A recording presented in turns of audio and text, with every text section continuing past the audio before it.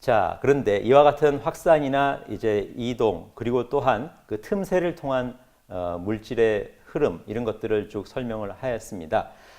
이러한 여러 가지 중에서 양적으로 가장 많은 양의 물질 이동을 담당하는 것은 확산이라고 하는 과정입니다.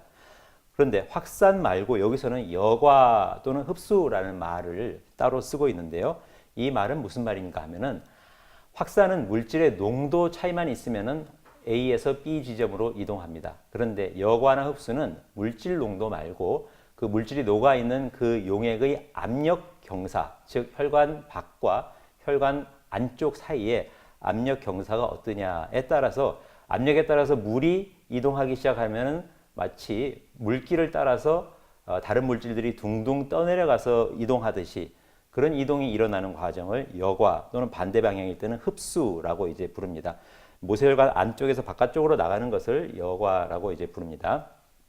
그래서 그 실제 하류인 모세혈관의 여과 과정도 물질 이동에 중요한데 양으로 치면 확산이 훨씬 많습니다. 그렇지만 이 여과라는 과정은 물과 함께 이동을 하기 때문에 나중에 뒤에 나올 그런 부종, 몸이 붓는다든가 하는 외관상으로 보이는 증상과 관련돼서는 이 여과와 흡수의 밸런스가 훨씬 중요하기 때문에 여기서 이렇게 따로 강조드리는 것입니다.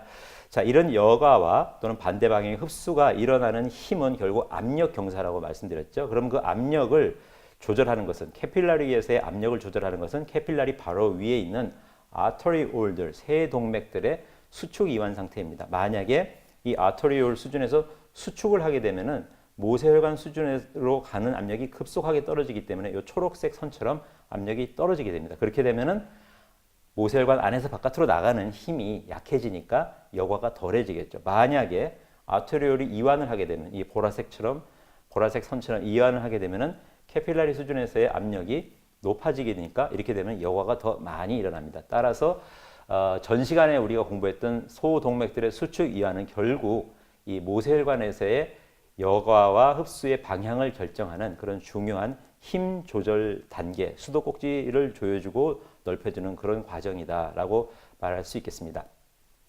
자, 이렇게 수압에 해당하는 부분이 중요하고요. 또 하나 이제 잊지 말아야 될 것은 모세혈관망에서 교질 삼투압, 어려운 이름이 나왔습니다. 온커틱 프레셔라고 부르는데 이것은 무슨 말인가 하면 캐필러리 안쪽에 혈액에 있는 단백질 분자들이 얼마나 있느냐에 따라서 마치 삼투압처럼 용액을 끌어당기는 힘을 교질 삼투압이라고 말합니다. 알부민 농도가 높으면은 혈관 밖에서 안쪽으로 액체를 끌어당기는 힘을 발휘합니다. 만약에 단백질이 낮아지면은 바깥으로 새 나가는 그런 것을 잘 제어하지 못합니다. 그래서 결국은 정수압의 차이, 그러니까 모세혈관에서 안쪽 바깥쪽의 수압의 차이와 그 다음에 안쪽 바깥쪽에 있는 단백질들의 농도 차이에 따라서 결정되는 수압과 교질 삼투압의 서로 양방향 힘의 밸런스에 따라서 결국 여과와 흡수가 일어나는 힘의 크기나 방향이 결정된다라는 것이 여기서 말하는 이 수식이 보여주는 바가 되겠습니다.